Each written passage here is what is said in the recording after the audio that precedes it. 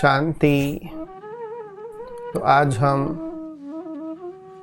जन्माष्टमी पावन पर्व का क्या है आध्यात्मिक रहस्य, जन्माष्टमी पवित्र त्यौहार के अंदर कौन सी आध्यात्मिकता छुपी हुई है, कौन सी सकारात्मक बातें सीखने जैसी है।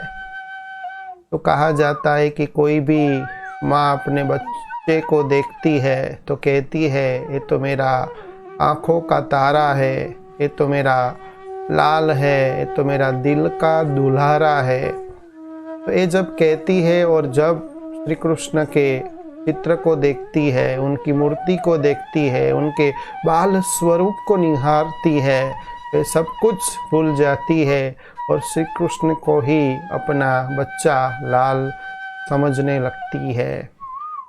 तो क्या है श्री कृष्ण जी का सर्वांगी सुंदर व्यक्तित्व, उनके साथ कौन सी ऐसी सकारात्मक बातें जुड़ी हुई है, आज हम देखेंगे। इसके पहले आप सभी को कृष्ण जन्माष्टमी पावन पर्व की हार्दिक शुभकामनाएं और जन्माष्टमी पर्व की बहुत बहुत मुबारक हो।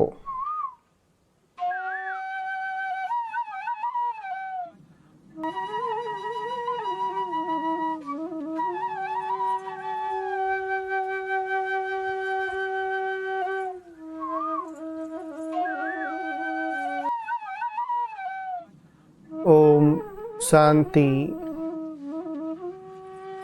तो आज हम श्री कृष्ण की तो पहली जो बाल लीला है, जन्मते ही उन्होंने कैसे विषम परिस्थिति के अंदर जन्म लिया, तो लीला का वर्णन सुनेंगे। तो राजा कंस, आप सभी कंस को अच्छी तरह जानते हैं, मथुरा के अंदर बहुत वर्षों से उन्होंने राज्य किया। तो ये जो लीला है कंस के संबंधित है। तो जो कंस था वो जो देवकी बहन का चचेरा वो भाई था और वो हमेशा अपनी बहन को खुश रखता था। उनके चेहरे में वो उदासी उनको अच्छी नहीं लगती थी, इसलिए उनको खुश करने के लिए वो हरदम प्रयत्नशील रहता था। तो उनकी शादी, उनका विवाह अपनी बहन का वासुदेव के साथ जब होता है तब वो भी उस विवाह के अंदर शामिल हो जाते हैं। और जब वो अपनी बहन को मिलने के लिए उनके ससुराल में जाते हैं तब एक छिपी हुई आवाज़ आती है, आकाशवाणी होती है और उनको आकाशवाणी चेतावनी देती है कि तेरा जो प्यार अपनी बहन के साथ है, लेकिन तेरी बहन ही तेरी मृत्यु का कारण बनेगी। तो फिर आगे आकाशवाणी उनको, कंस को कहती है कि ये जो देवकी और वासुदेव का 8वां जो पुत्र होगा वही तेरा वध करेगा, वही तेरा संहार करेगा। इतना कहने के बाद ये आकाशवाणी बंद हो जाती है।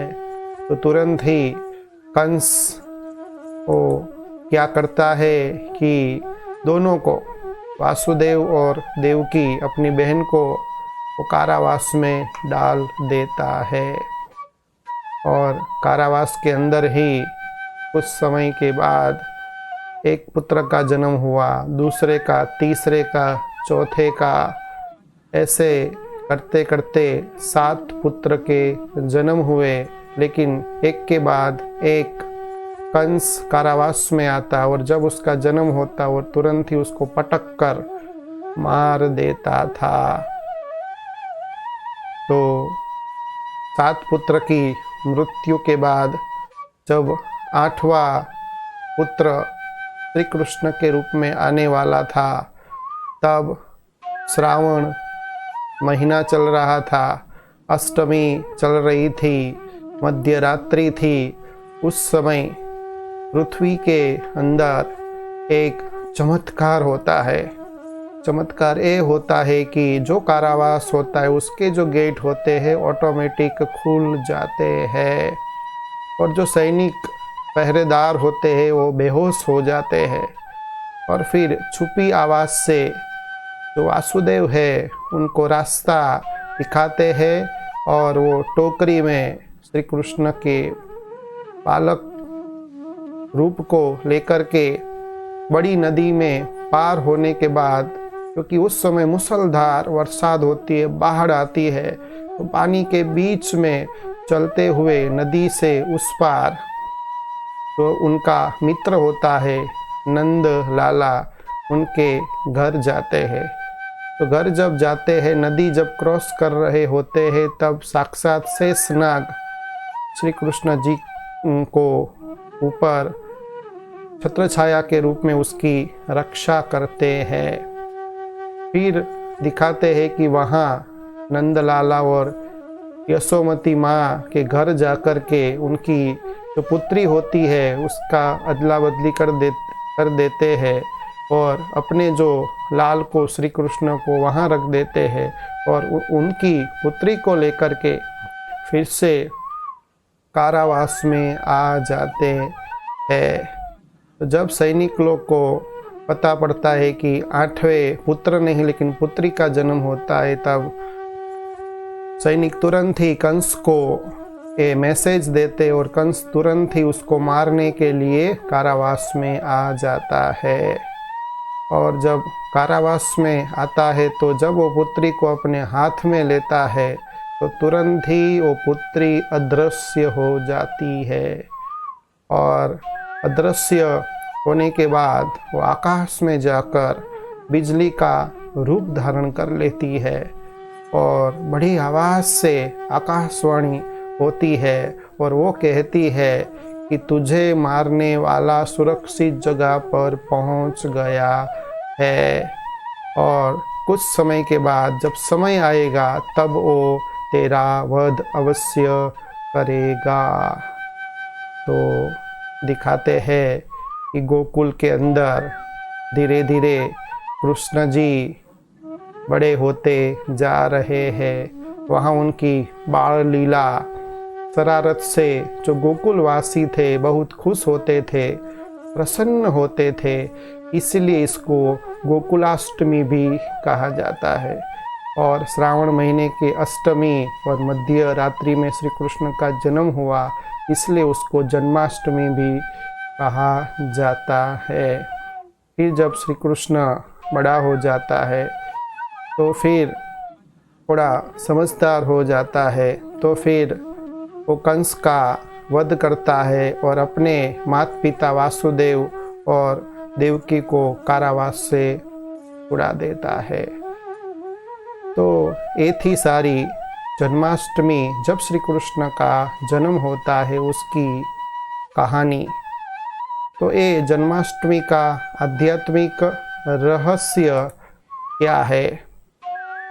तो जन्माष्टमी का आध्यात्मिक रहस्य बहुत छुपा हुआ है, बहुत सकारात्मक बातें उसके साथ जुड़ी हुई है, क्योंकि श्री कृष्ण ऐसा एक व्यक्तित्व है जिसको श्याम सुंदर भी कहा जाता है, कान्हा भी कहा जाता है, मन मोहन भी कहा जाता है, चित्त को चोरी कर लेता है, माना चित्त चोर भी कहा जाता है।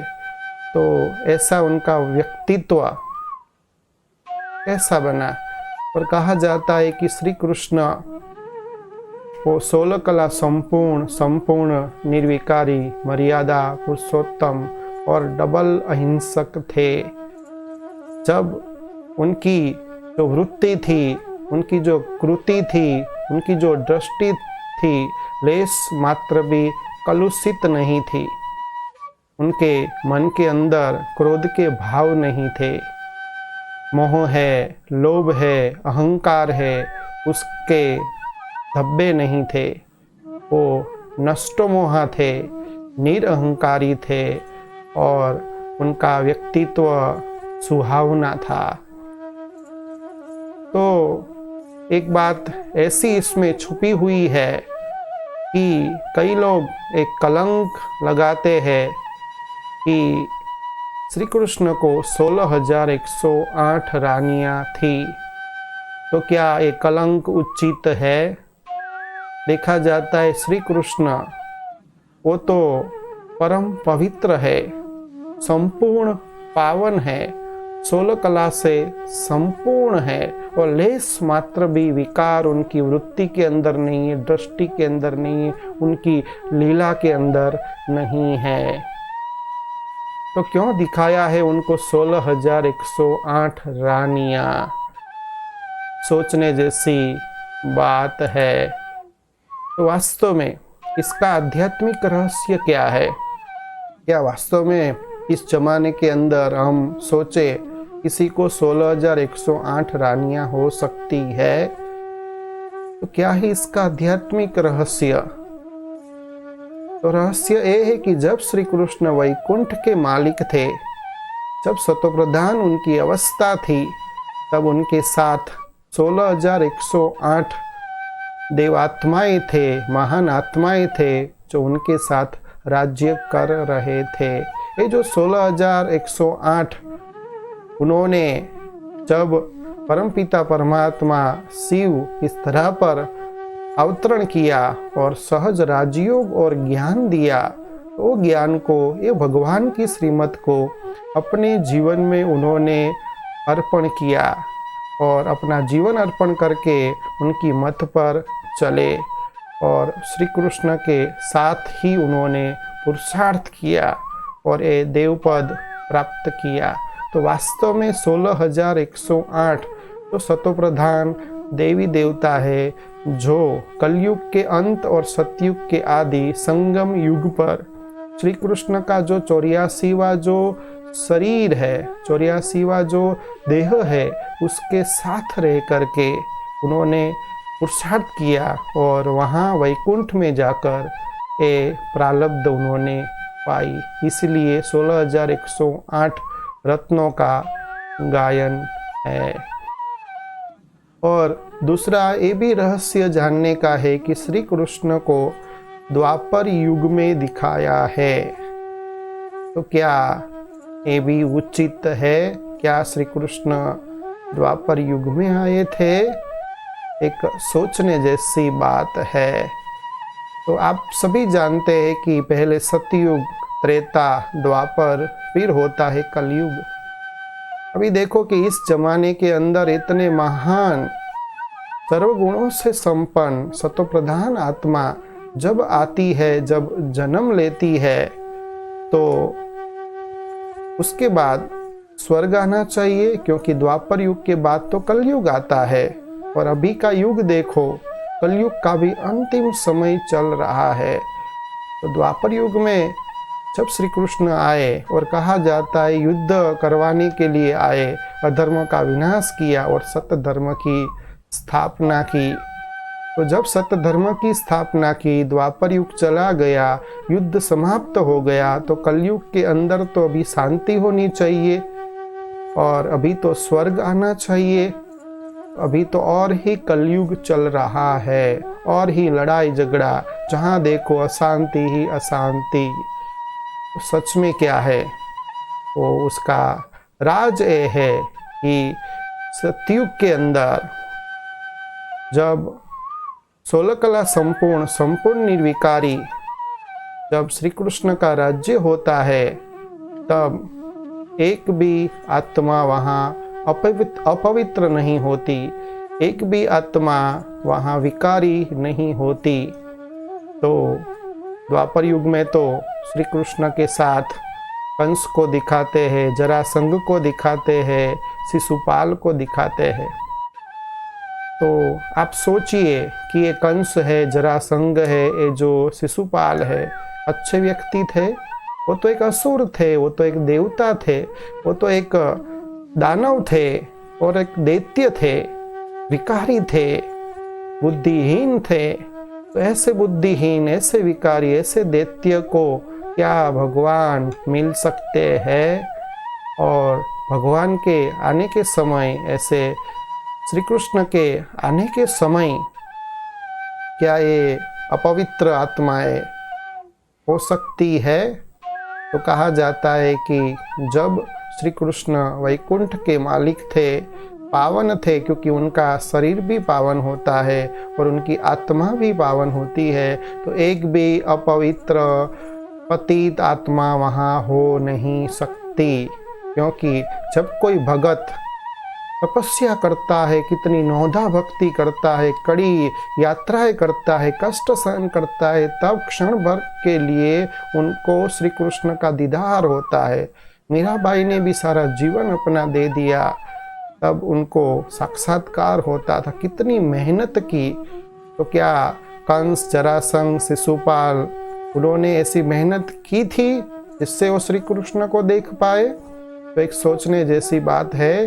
तो वास्तव में जब श्री कृष्ण होते हैं, तब ऐसे पतित दैत्य दानव हो नहीं सकते। जहाँ पावन आत्माएं हैं, वहाँ अपवित्र पतित आत्मा रह नहीं सकती है।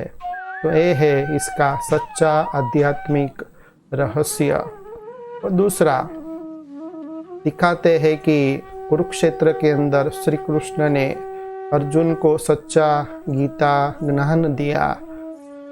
तो जब हम शांति से जब कथा करते, शांति से एक जगह पर हम बैठते हैं, तो भी हम अपने मन को एकाग्र नहीं कर पाते हैं, हमारा मन इधर उधर भटकने लगता है। तो सोचिए कि युद्ध के समय पर ऐसे माहौल में क्या अर्जुन ने एकाग्रता पूर्वक सुना होगा गीता का सार?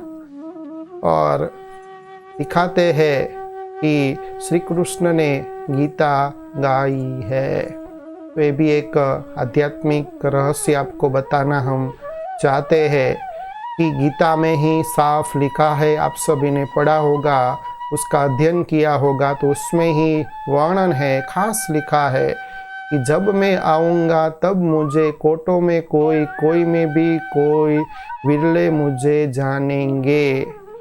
तो ये जो विरले मुझे जानेंगे, ये बात से सिद्ध होता है कि श्री कृष्ण को तो छोटा बच्चा भी पहचानता है, कोई बूढ़ा भी पहचानता है, जवान भी, दुनिया में सब श्री कृष्ण को पहचानते हैं। तो गीता में ऐसा क्यों लिखा गया था कि कोटों में कोई, करोड़ों में कोई, और मेरा जो वास्तविक रूप है, जो हूँ, जैसा हूँ, करोड़ों में से कोई ही मुझे पहचानेंगे। तो इसका तात्पर्य ये है कि श्री कृष्ण को भी ऐसा बनाने वाला, ऐसा 16 कला संपूर्ण निर्विकारी बनाने वाला भी कोई और हस्ती है, और कोई रचयिता है। श्री कृष्ण तो उनकी श्रेष्ठ रचना है। तो जिसकी रचना इतनी सुंदर, तो उसका रचयिता, उसका निर्माण करता कैसा होगा? तो दिखाते हैं कि श्री कृष्ण ने भी गोपेश्वर के अंदर शिव जी की प्रार्थना की थी, शिव जी की अर्चना की थी, शिवलिंग की स्थापना की थी। वो भी शिव जी को याद करते थे, उनके पास से शक्ति लेते थे।